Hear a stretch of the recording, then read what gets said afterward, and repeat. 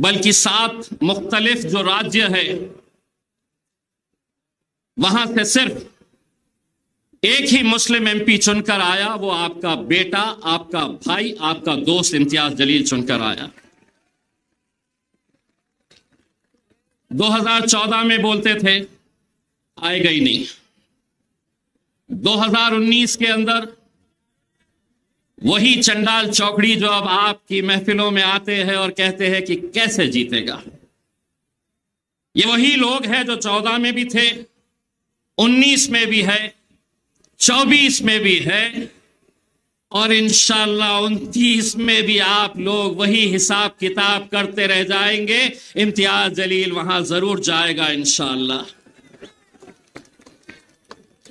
आपको आज भी हिसाब किताब दिखाया जा रहा होगा कि पहले ये थी तो जीत गए थे, अब फिर चौराहों पर, चबूतरों पर, होटलों पर या किसी के बंगले के ऊपर शीर खुरमे के बहाने आपको बुलाया जाएगा और आपको हिसाब किताब दिखाया जाएगा कि कैसे जीतेगा। मैं उनको एक बात कहता हूं, तुम्हें जमीन के ऊपर मेरा हिसाब किताब कर दो, लेकिन मेरा हिसाब तो मेरा रब वहां पर बैठ कर करता है, अल्हम्दुलिल्लाह। वरना क्या वजह है कि आज जो भी साजिशें चल रही है, ये वही लोग हैं जो कहते थे कि आएगा ही नहीं। उनके बोलने का अंदाज आता क्या, कैसे आता, हिसाब किताब गिनती सब बताते रहते थे, लेकिन अल्हम्दुलिल्लाह आए। और आज जब ये इलेक्शन हो रहे तो आप एक साजिश तो अच्छी तरह से समझ चुके होंगे कि मुसलमानों का एक गठ है और एक गुट है जो कहता है कि नरेंद्र मोदी को हमें हराना है तो यहां पर शिवसेना को जिताना है। वाह, इम्तियाज जलील को हराना है यहां पर, मोदी को वहां पर गिराना है। तो 48 सीटें हैं महाराष्ट्र के अंदर। मैं आपको यकीन के साथ कहता हूं, अगर उन 48 में से 47 भी अगर ये जीत गए, जब वक्त आएगा नरेंद्र मोदी की आंखों में डालने का, तो भीगी बिल्ली बनकर ये बैठे रहेंगे और वहां पर असदुद्दीन अवैसी, अख्तरुल ईमान साहब और इम्तियाज जलील नरेंद्र मोदी की आंखों में आंखें डालकर ललकारेगा।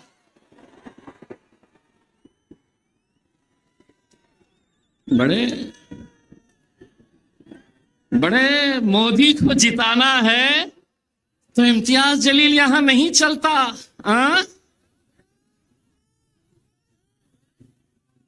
ये आपकी यही गुलामगिरी, यही चाटुगिरी, यही तलवे चाटने की वजह से आज इस मुल्क से आपकी क़यादत खत्म हो चुकी है।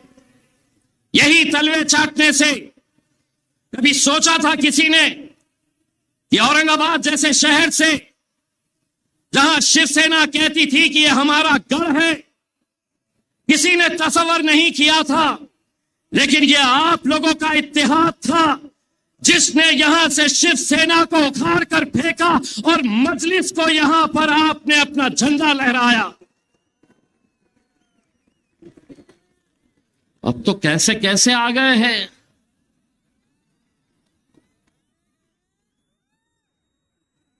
कैसी कैसी झोलियां फैला रहे हैं।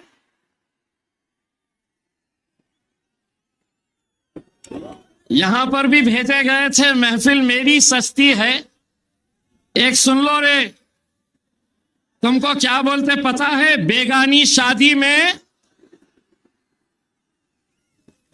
जब मेरी महफिल सस्ती है आ जाते, बोले चलो दूल्हे बन जाएंगे घर। हर वक्त आप देख लीजिएगा, जब महफिल सजी कि ले लेते हैं 200-300 रुपये, चलिए आ जाइएगा। तुम झोली यहीं तक फैलाते रहो। कव्वाली सुने हो, भर द झोली मेरी या मोहम्मद, लौट कर मैं न जाऊंगा खाली।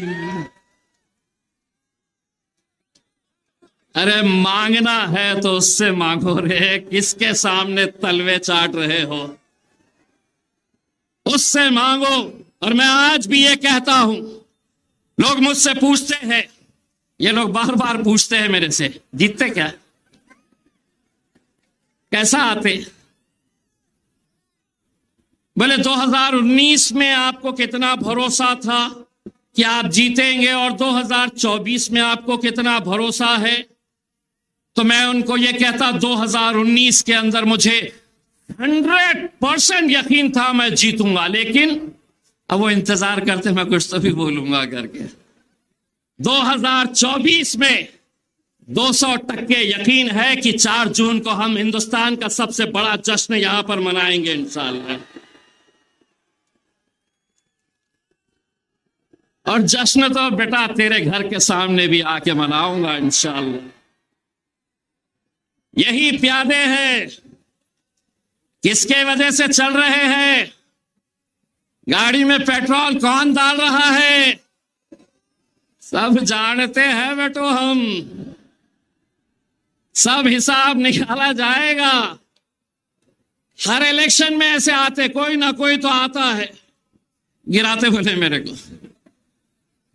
उन्हें क्या मालूम, ये शहर में अब अल्हम्दुलिल्लाह ऐसी फिजा तैयार हो गई, एक रात पहले तक कुछ अलग सोचता है, सुबह जैसे ही फजर पढ़ के बाहर निकल, नक्को रे बाबा पतंग कोई मारो, अपनी पतंग है, अपनी पतंग को उड़ाओ।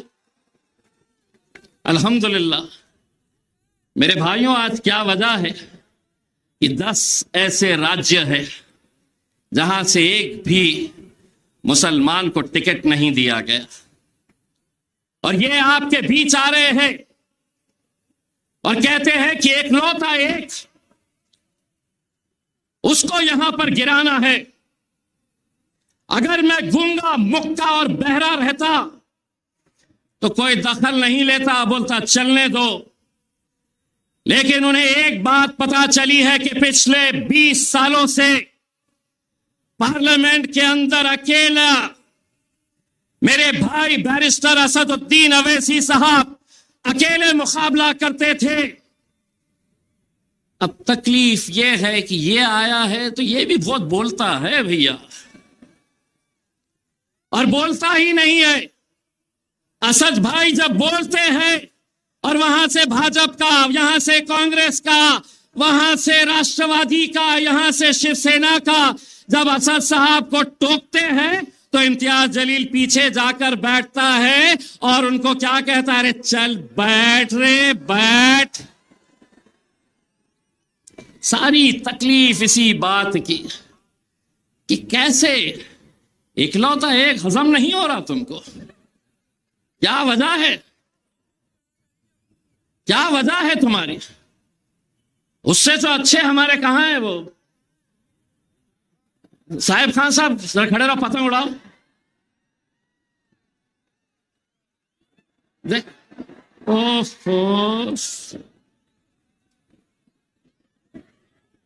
कुछ दिन पहले के इनके इंटरव्यू देख रहा था, मैं खुद डर जा रहा था। जो खड़े रह रहा था बोल रहा मेरे से मुकाबला है ही नहीं। मैं बोला यार मैं खड़े कहीं को रह रहा हूं, मेरे से मुकाबला किसी के साथ नहीं है करके। मेरे भाई, मैं आप लोगों से सिर्फ इतना इल्तिजा करने के लिए आया हूं। असद साहब कल भी रहेंगे इंशाअल्लाह। कल 2 जलसे हैं, एक तो वालुज में शाम में 5 से 7, और दूसरा जलसा रेलवे स्टेशन पे मोइनुल स्कूल के पास उस ग्राउंड के ऊपर है। तो आप सभी से इल्तिजा है कि उस ग्राउंड के ऊपर आप दोनों जलसों में शरीक रहिएगा। आज चूंकि इतने ज्यादा हमारे पास मेहमान थे, बहुत सारे मुखरिर थे, और मुझे मौका देना है मेरे कायद बैरिस्टर असदुद्दीन अवैसी साहब को, तो आज जहां पर छोड़कर जा रहा हूं इंशाअल्लाह कल वहां से कंटिन्यू करूंगा। आज सिर्फ आधा ही हिसाब निकाला हूं, कल पूरी बजा के जाऊंगा तुम्हारी इंशाअल्लाह। बहुत बहुत शुक्रिया।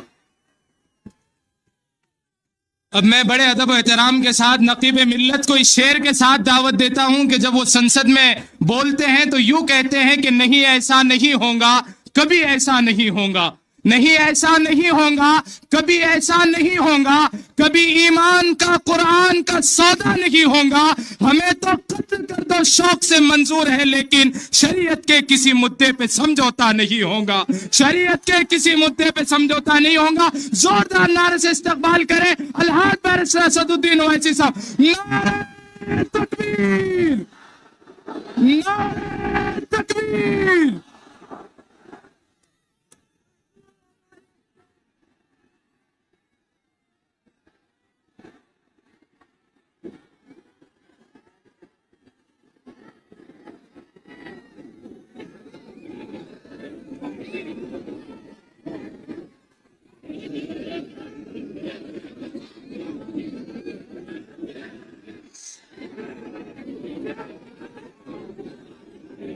बिस्मिल्लाहिर्रहमानिर्रहीम। अस्सलाम वालेकुम वरहमतुल्लाहि वबरकातुहू।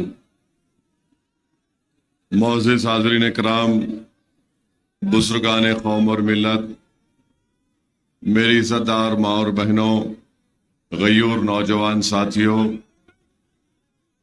शहनशीन पर तशरीफ़ फरमा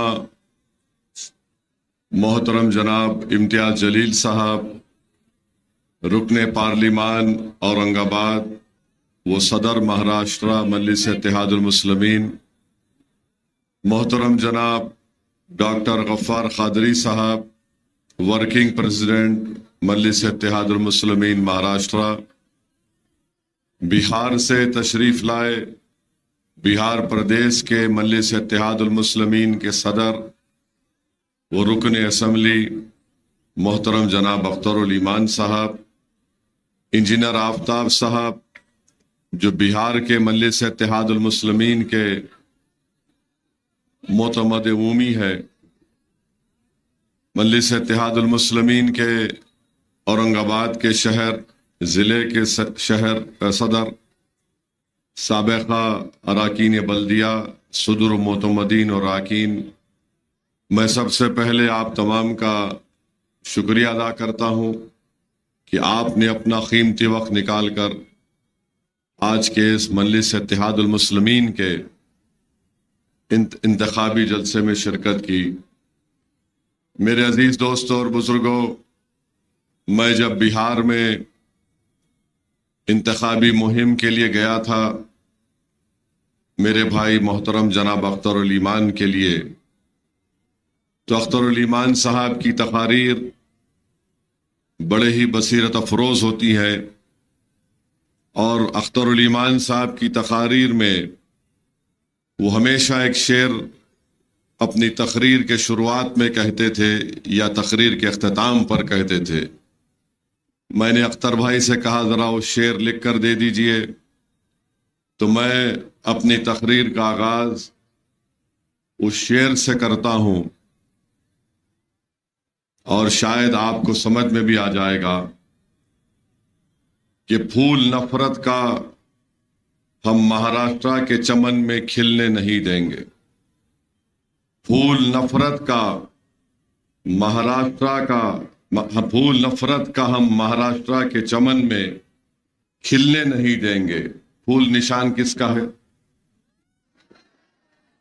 मित्रों का है ना। नान खालिया नहीं खा के आए शायद, आज ठंडे हैं,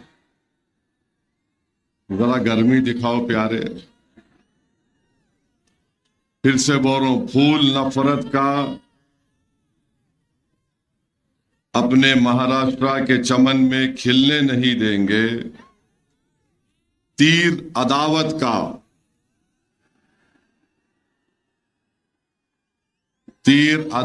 का और मशाल की आग का अपनी बस्तियों में चलने नहीं देंगे। औरंगाबाद के नौजवानों ने खाई है ये कसम, औरंगाबाद की मां और बहनों ने खाई है ये कसम, दलालों को नेता कभी हम बनने नहीं देंगे। फिर से बोलूं, समझ गए? फूल का जिक्र हो गया, तीर का जिक्र हो गया, मशाल की आग का जिक्र हो गया, औरंगाबाद के गयूर नौजवानों का, इज्जतदार मां और बहनों का जिक्र हो गया, और दलालों का भी जिक्र हो गया। तो चारों का जिक्र हो गया। तो मेरे अजीज दोस्तों और बुजुर्गों,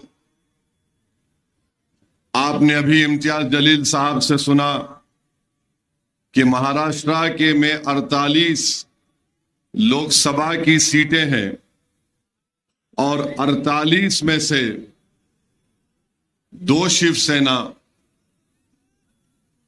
2 राष्ट्रवादी, एक चिचा की, एक भतीजे की और एक आधी कांग्रेस, इन 48 में से इन्होंने किसी भी मुस्लिम अक़लियत को टिकट नहीं दिया। अब रहा सवाल नरेंद्र मोदी का, वो तो अब एक अजीब जबान में बात कर रहे हैं। तो 48 में से 2 राष्ट्रवादी चिचा भतीजे की, 2 शिवसेना, एक तीर अदावत का, एक मशाल जिसमें आग है, और आधी कांग्रेस, एक को भी नहीं दिए। और ये मैं नहीं कह रहा हूं, बल्कि उन्हीं के इंडिया अलायंस के लोग कह रहे हैं कि महाराष्ट्र में 1 करोड़ मुसलमान है और एक को भी टिकट नहीं दिए। ये बात आपको सोचना है, औरंगाबाद की आवाम को, कि जो पार्टी 48 में से 1 को टिकट नहीं दे सकती, वो किस बुनियाद पर औरंगाबाद को आकर कह रही है कि इम्तियाज जलील को हराओ। किस बुनियाद पर वो आकर कह रहे हैं कि इम्तियाज जलील दोबारा यहां से कामयाब ना हो। मैं आपके दरमियान में खड़े होकर कह रहा हूं कि 30 साल के एक लंबे अरसे के बाद आपका इत्तेहाद, आपका सियासी शऊर, आपकी मेहनत और आपकी इज्जत नफ्स ने, जो आपने मुत्तहदा अपने के कोर्ट का इस्तेमाल मजलिस इत्तेहादुल मुस्लिमीन के लिए इस्तेमाल किया, 30 साल के बाद इम्तियाज जलील कामयाब हुआ। तो ये तमाम एक हो गए, 2 शिवसेना, 2 राष्ट्रवादी, बीजेपी और आधी कांग्रेस के 48 में क्या रिजल्ट आता 47 में परवाह नहीं, मगर यहां से इम्तियाज जलील नहीं जीतना।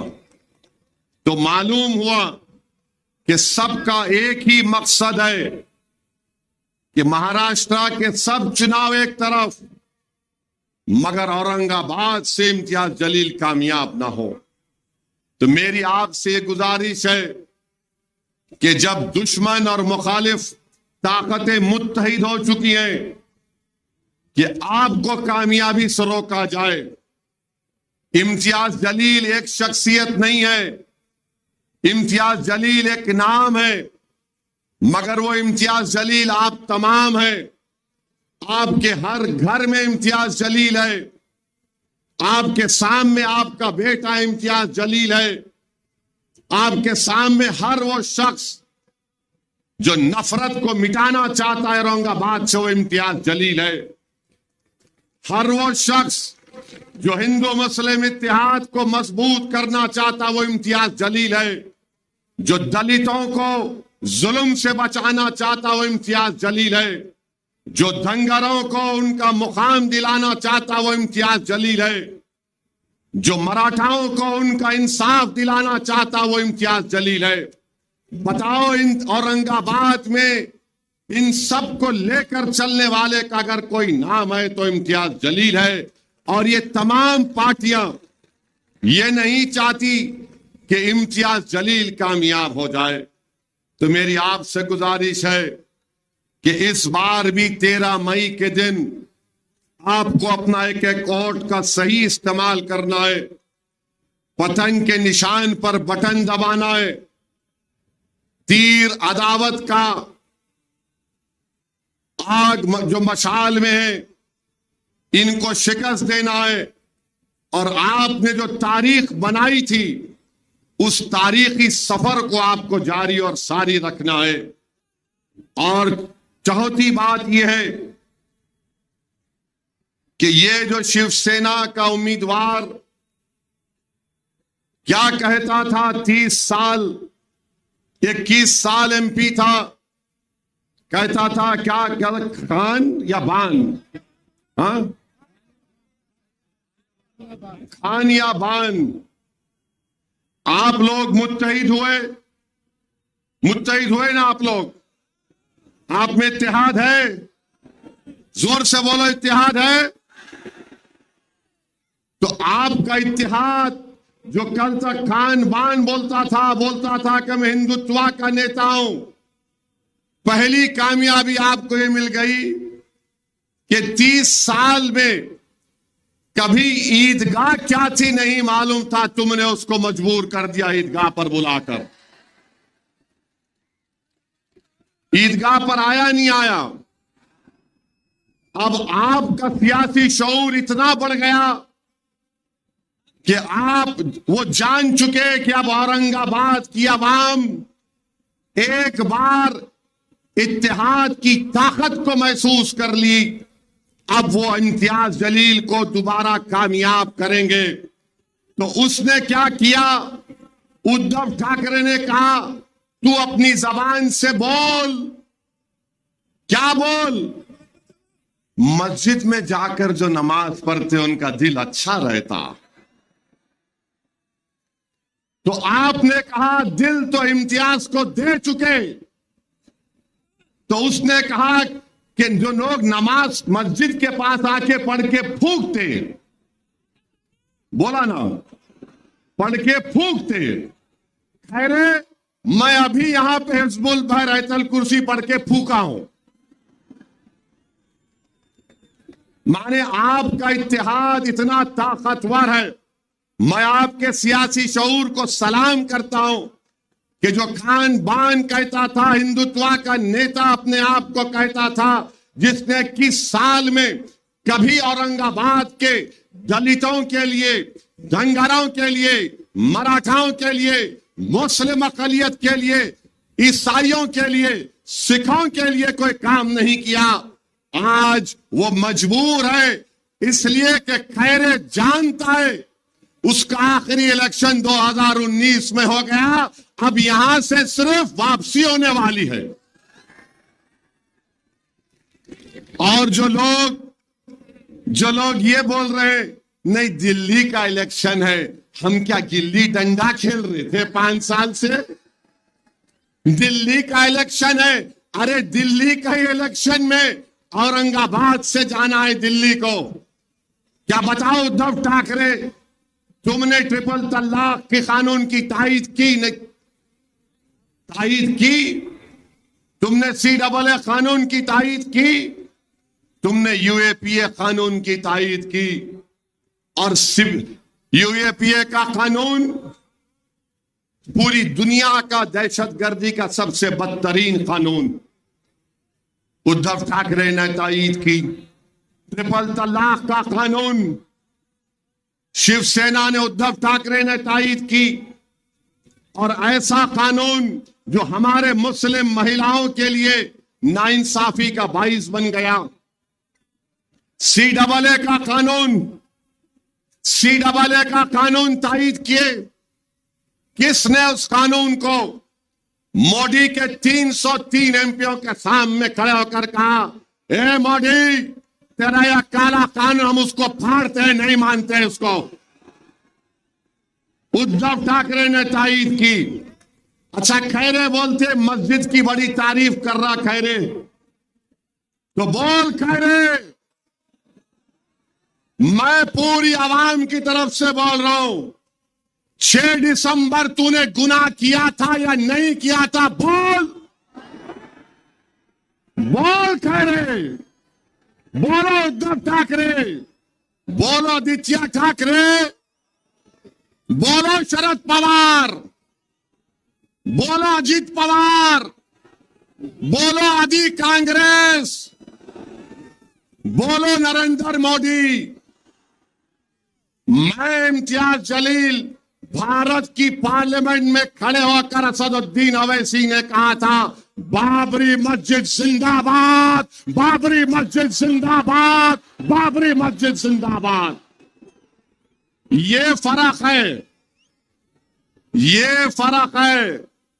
बोलो, मस्जिद के पास आकर बोल रहे, पढ़ के फूकते, नमाज पढ़ लो। मेरे भाई 5 साल में इतना हो गया।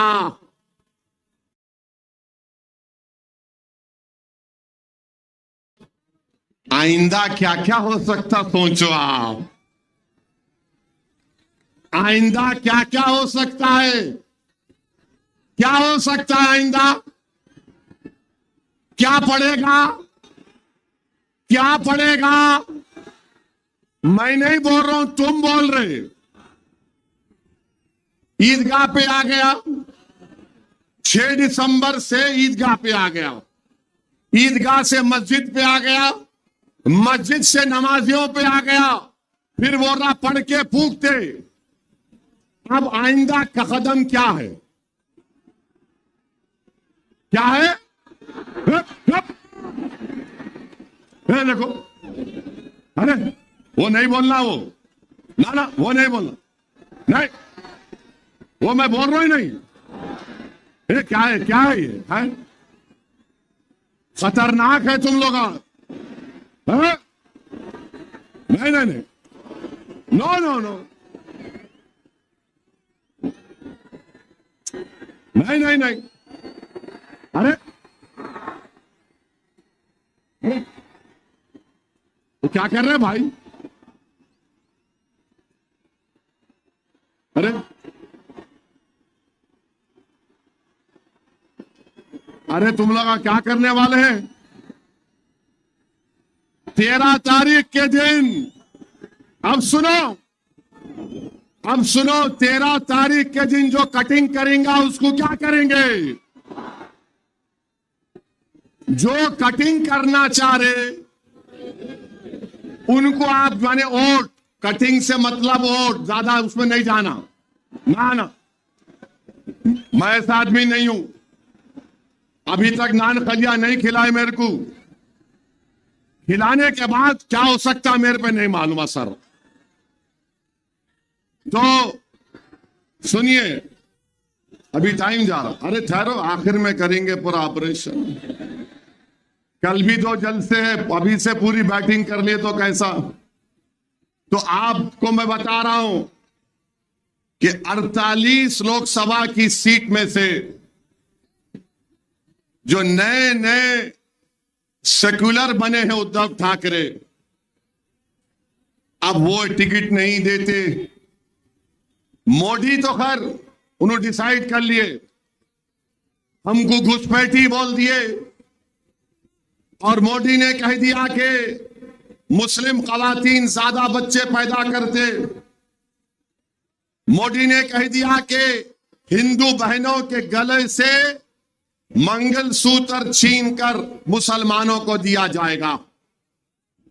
मेरे भाई एक बात समझो, जिस दिन उद्धव ठाकरे को मुख्यमंत्री बनने की कुर्सी मिल जाएगी, जिस दिन उद्धव ठाकरे को अपने बेटे की पॉलिटिकल फ्यूचर की तमानियत मिल जाएगी, उस दिन उद्धव ठाकरे सबको भूल जाएंगे। उस दिन सबको भूल जाएंगे।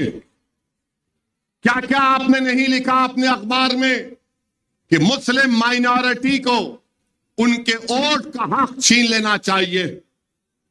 आज आप आकर यहां पर ऐसे लोग भी हैं जो कह रहे नहीं, ऊपर देखो नीचे मत देखो, दिल्ली का इलेक्शन है, अरे बाबू, ऊपर देखे तो पतंग, नीचे देखे भी तो पतंग है इंशाअल्लाह ताला।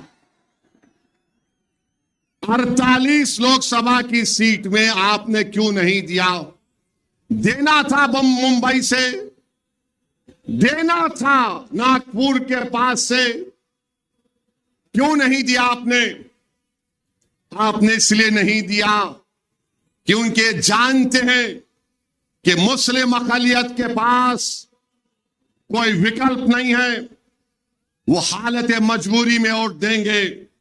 मगर ये भूल गए कि ये 2024 है। अब महाराष्ट्र के दलितों के पास, महाराष्ट्र के दंगारों के पास, महाराष्ट्र के वंचित समाज के पास एक विकल्प है और वो MIM पार्टी है। अब आप ये नहीं समझ सकते कि हम जिसको चाहे खड़ा करेंगे ये समाज इनको वोट दे देगा। इससे आपको एक पैगाम मिलता है कि औरंगाबाद की सीट जो आपकी है, जो औरंगाबाद की आवाम की है, चाहे किसी समाज का हो, वो आपकी इज्जत को छीनना चाहते हैं। इम्तियाज जलील को हराने का मतलब क्या है कि आपकी इज्जत को छीनना चाहते हैं, आपके इज्जत नफ्स को छीनना चाहते हैं, आपके इत्तेहाद को पारा पारा करना चाहते हैं। तो मेरे अजीज दोस्तों और बुजुर्गों, इन ताकतों को मौका मत दीजिए। अब वो दूसरा शिवसेना का कैंडिडेट है, क्या नाम उनका? हाँ हाँ हाँ, नाम है उनका, है नाम है, नाम है, बहुत नाम है उनका।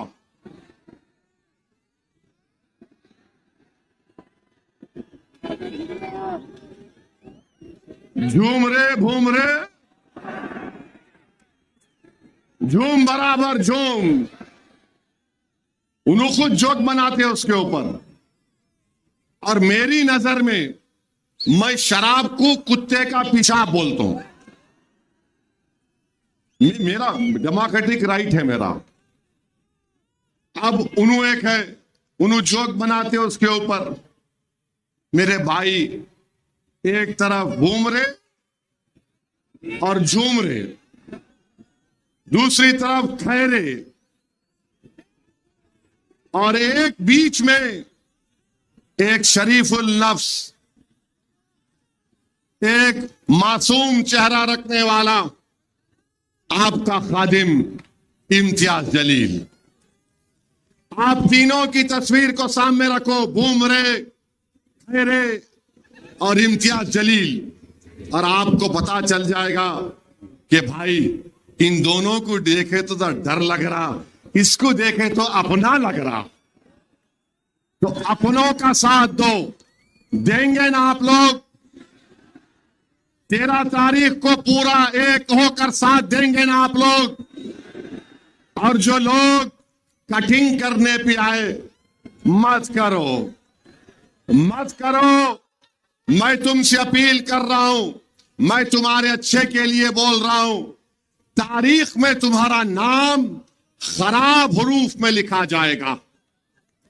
औरंगाबाद की जब सियासी तारीख लिखी जाएगी तो लोग तुम्हारे नाम को इज्जत से नहीं लेंगे।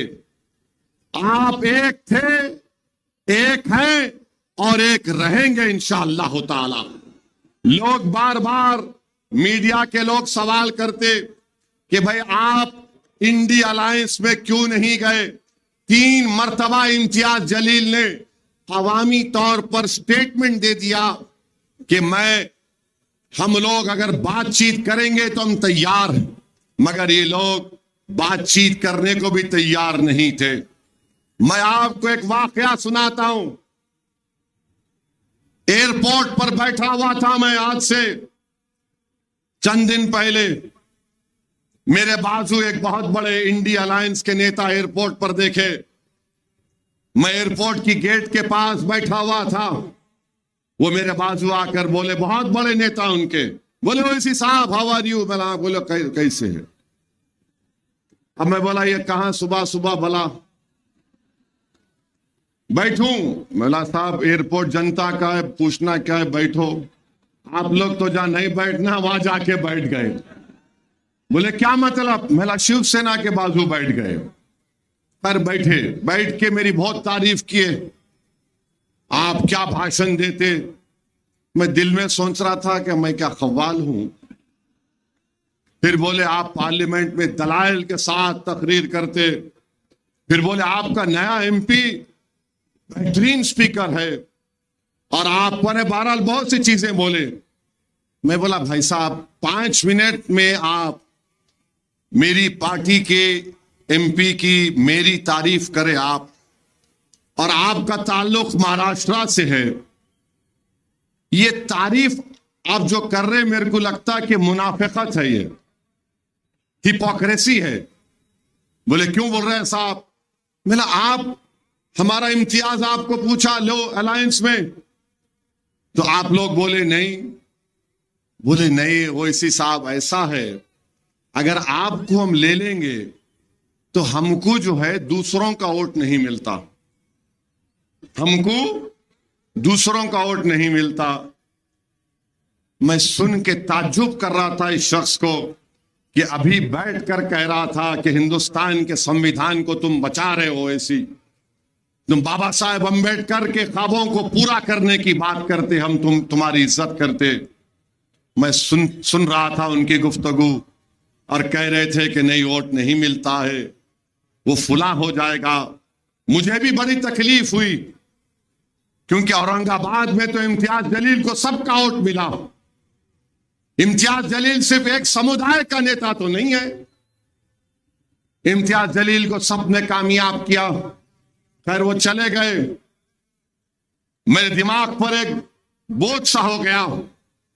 मैं अल्लाह से दुआ कर रहा था कि अल्लाह ये सब बातें मुझे सुनना पड़ता परवरदिगार। तो उतने में मेरे पीछे से एक खातून और उनका बेटा उठकर आए और उस खातून ने कहा बेटे असद। मैं एकदम आंख खोला और देखा। बोले बेटे असद मैं तुम्हारी इसकी बातें सुन रही थी और मुझे तकलीफ हुई इसकी बातें सुनने के बाद, मगर मेरे बेटे तुम सच्चाई पर हो और तुम यकीन जानो कि हम सब तुम्हारे साथ हैं। इनकी बातों को लेकर तुम तकलीफ मत उठाओ, तुम ज़हनी बोझ का शिकार मत हो जाओ। मैंने अपने बेटे से कहा कि अगर मैं मर भी जाऊंगी तो तुम असदुद्दीन ओवैसी का साथ नहीं छोड़ना। मेरे आंख में आंसू आ गए, मैंने कहा कि अगर आप गैर महरम नहीं रहती तो मैं आपके पैरों को छू लेता। तो उस औरत ने कहा इधर आओ बेटे, और मेरे सर पर हाथ रखा। मेरे आंख से भी 2 कतरे आंसू के निकल गए, उस खातून की आंख से बेशुमार आंसू निकलते गए और बार बार मुझसे कहा, मैं इसकी गुफ्तगू सुन रही थी, मेरा कलेजे में दर्द हो रहा था कि मेरे बेटे को बाजू बिठाकर तारीफ भी करके आज वो कह रहे हैं कि तुमको खरीब आने नहीं देंगे। मेरे भाई जब कभी भी मैं औरंगाबाद को आता हूं और दौरे करता हूं, जिनका मेरा उनका कोई रिश्ता नहीं है, जिनको मैं पहचानता भी नहीं, और जब घरों से हमारी मां और बहनें रो रो कर कहती हैं, ऐसा कहती हैं कि तुम कामयाब हो गए, जब नौजवान कहता है कि भाई कुछ भी हो जाओ हम तुम्हारा साथ नहीं छोड़ेंगे, ज़ईफ लोग बुला बुला कर बोलते कि असदुद्दीन हस्बुनल्लाह नेमल वकील का विर्द करते रहो, तो खुदा की कसम मैं तुम्हारे दरमियान में खड़े होकर कह रहा हूं, मुझे किसी की जरूरत नहीं है, अल्लाह और तुम लोग काफी हो, अल्लाह और तुम लोग काफी हो।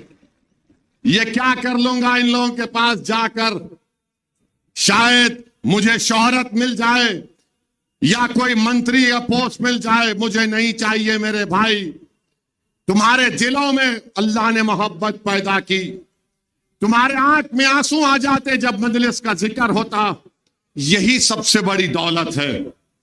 यही सबसे बड़ी दौलत है, यही सबसे बड़ी नेमत है अल्लाह की। मैं फिर से कह रहा हूं तुम्हारे दरमियान में, मैंने अपने घर में भी कहा कि अगर मुझे मौत आ जाए तो मुझे औरंगाबाद के किसी कब्रिस्तान में ले जाकर दफना देना। मुझे औरंगाबाद की जमीन से इतनी मोहब्बत है। मैं जज्बात में लाने को नहीं कह रहा हूं, नहीं मालूम इस जमीन में क्या चीज है कि बहुत यहां पर एक रूहानी सुकून मिलता है। अल्लाह तुम्हारे इस जज्बे को सलामत रखे। डरने और घबराने की जरूरत नहीं है, अल्लाह हमारे साथ है। अल्लाह हमको कामयाब और कामरान करेगा। अरे ये लाख आ जाए, कोशिश कर लें, मुझे यकीन है कि मराठा लोग जो पार्लियामेंट में देख चुके इम्तियाज जलील को कि जिसने मराठाओं के आरक्षण की बात की, धनगर समाज के लोग ये जानते हैं कि इम्तियाज जलील ने बेलौस उनकी लाई और इंसाफ की बात की। दलित समाज के लोग जानते हैं कि पीठ खंजर में इंडिया अलायंस ने घोपा, बुलाकर डाइस पर जलसा कराकर उनका हाथ छोड़ दिया, मगर हम में इत्तेहाद नहीं हुआ। मगर हमने दलित पॉलिटिकल एम्पावरमेंट के लिए, बाबा साहेब अंबेडकर के ख्वाबों को पूरा करने के लिए, और बाबा साहेब अंबेडकर का जो एहसान हम पर है, हमने वहां से अकोला में तायीद का ऐलान किया। हमने आनंदराव अंबेडकर साहब की सीट पर तायीद का ऐलान किया। कोई कुछ भी कह ले, मगर हम हमेशा से ये बात कहते आ रहे हैं कि वंचित समाज को एक होना पड़ेगा, और वंचित समाज जब एक होगी तभी हकीकी मानों में इंसाफ मिलेगा। मोदी का भाषण तो तुमने सुना होगा, कामयाब वो लगा सकते, लगाओ जरा, लगाओ जल्दी चाउश, जल्दी लगाओ। सुनो मोदी ने क्या कहा, सुनो आप, सुनो मोदी ने क्या कहा, सुनो आप। क्योंकि जब मैं बोलना शुरू करा तो हमारे दुश्मना शुरू हो गए, इन्हों जज्बाती बात कर रहे, बहरे हैं पूरे, सुने नहीं आता सच्चाई इनको। लगाओ लगाओ। सरकार ने कहा था, सुनो मेरे, देश की संपत्ति पर पहला अधिकार मुसलमानों का। इसका मतलब ये संपत्ति इकट्ठी करके किसको बांटेंगे? जिनके ज्यादा बच्चे हैं उनको बांटेंगे, घुसपैठियों को बांटेंगे। क्या आपकी मेहनत की कमाई का पैसा घुसपैठियों को दिया जाएगा? ये कांग्रेस का मैनिफेस्टो कह रहा है कि वो माता और बहनों का सोने का हिसाब करेंगे, उसकी जड़ती करेंगे, जानकारी लेंगे और फिर उस संपत्ति को बांट देंगे और उनको बांटेंगे जिनको मनमोहन सिंह जी की सरकार ने कहा था कि संपत्ति पर पहला अधिकार मुसलमानों का। भाई बहनों, ये अर्बन नक्सल की सोच, मेरी माताओं बहनों, ये आपका मंगल सूत्र भी बचने नहीं देंगे, यहां तक जाएंगे बेटा। और पहले जब उनकी सरकार थी उन्होंने कहा था कि देश की संपत्ति, अब आप अंदाजा लगाइए, मुल्क का वजीर आजम है, 133 करोड़ जनता का वजीर आजम है। सुन तो लो, वो मालूम, सुनो, तुमला डबल मीनिंग निकालते हर बात का, डरा दिए मेरे को शुरू में। ये क्या है ये? तो सुनिए, एक मुल्क का वजीर आजम भारत की अल्पसंख्यक समाज को घुसपैठी कह रहा है। आप लोग घुसपैठी है, आप लोग घुसपैठी है, हमारी मां और बहनें आप घुसपैठी है। अब जितने घुसपैठी नहीं हाथा उठाओ, दीवार पे बैठने वाले भी उठाओ, दीवार नहीं गिरती, मैं हूं ना। वहां छत पे खड़े रहने वाले उठाओ, डाइस पे बैठने वाले उठाओ, आप लोग घुसपैठी है, हाथा नीचे, हमारी माँ और बहनें ज्यादा बच्चे पैदा कर रहे नहीं, झूठ है। तो ये टोटल फर्टिलिटी रेट गिरा है, मुस्लिम बहनों का, बेटियों का TFR गिरा है, मोदी झूठ बोल रहे। अब एक और सवाल पूछूंगा, हाथ उठाना। क्या आपको पसंद है कि किसी हिंदू बहन के गले से मंगलसूत्र उतार कर अपने जेब में रखना? आपको पसंद है? उधर से बोलो, आपको पसंद है? ये मोदी बोल रहे हैं। और आप सुनो, अब सारा हाथ सुनो, आतो हौरे पे आतो, ठहरो।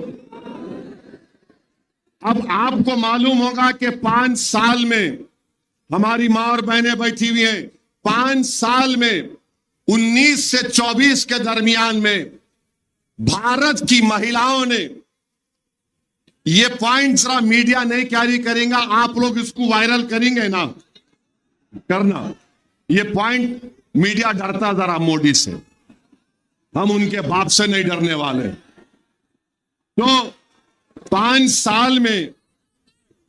साल में भारत की महिलाओं ने, रिजर्व बैंक ऑफ इंडिया का डेटा है कि 1 लाख करोड़ रुपए का सोना गिरवी रखाकर पैसे लिए। 1 लाख करोड़। अब बताइए मोदी, ये महिलाओं से मोहब्बत है आपकी?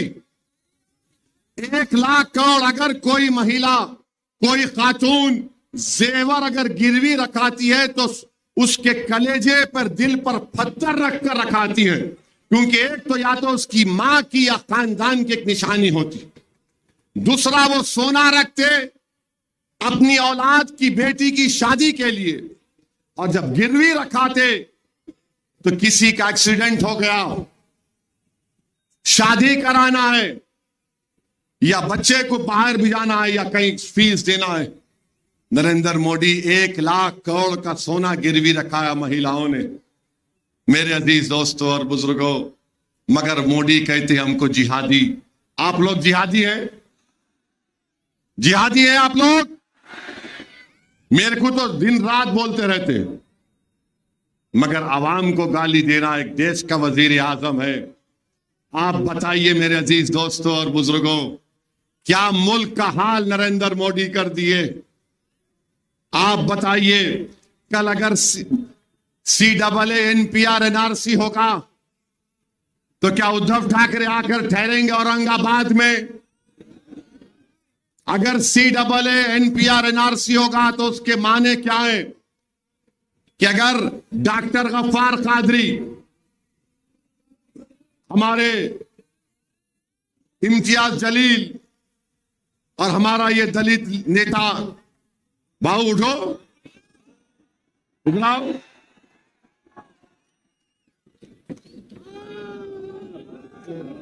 बहुत अच्छा है इन्हें। अगर इनका नाम, तीनों का, डॉक्टर साहब का नाम आ गया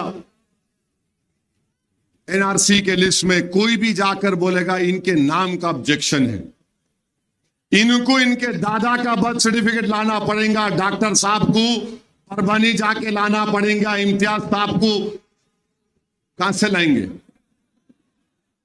नहीं ला सकते। और अगर कल NPR NRC होगा औरंगाबाद की आवाम, तो क्या उद्धव ठाकरे आके खड़ेंगे? क्या ये दोनों चचा भतीजे आएंगे? कौन आएगा और कहेगा कि हम कानून को फाड़ते? किससे कागज पूछ रहा? पूछ। असदुद्दीन ओवैसी, इम्तियाज जलील आएंगे।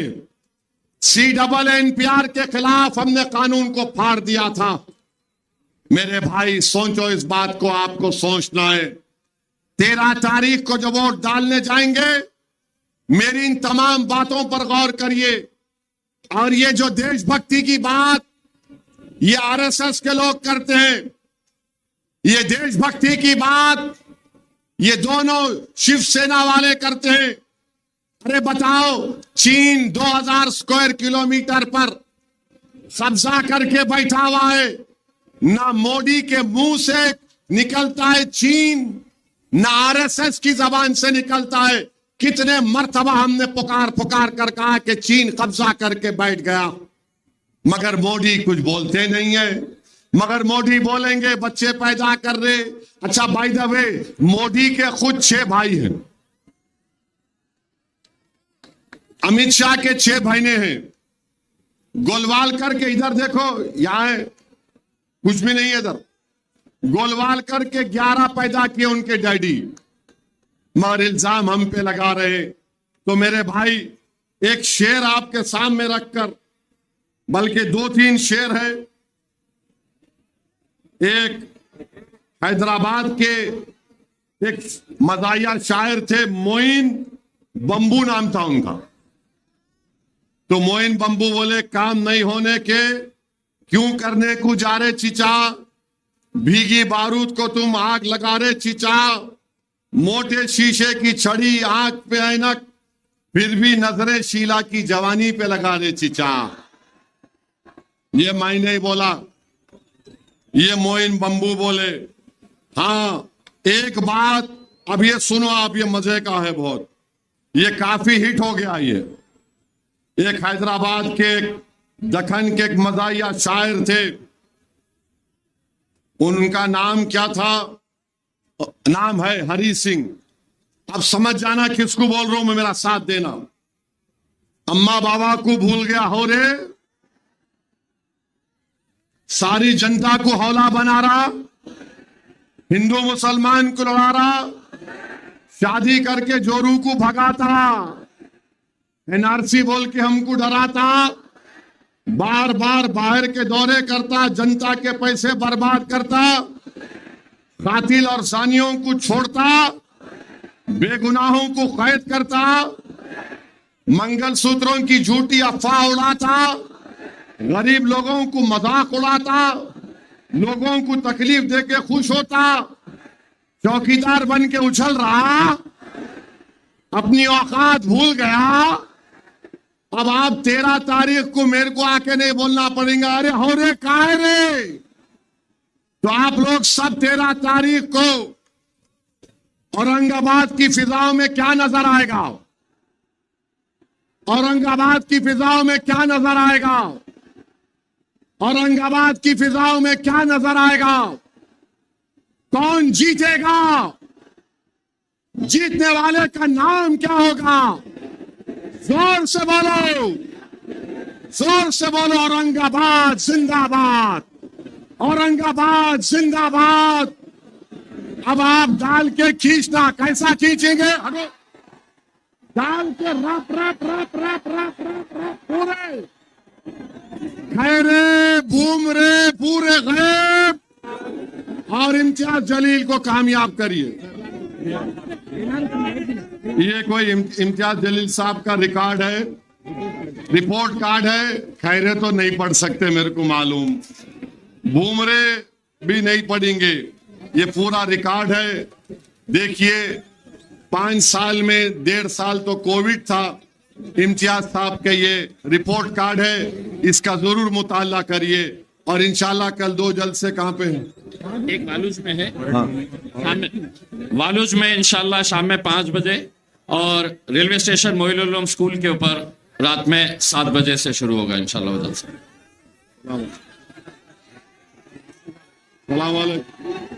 खींचे खींचे, बटन नंबर 7 है, और बटन नंबर 7 पे दबा के बटन दबाइए पतंग के ऊपर। सलामत। हाँ होगा, कितने बार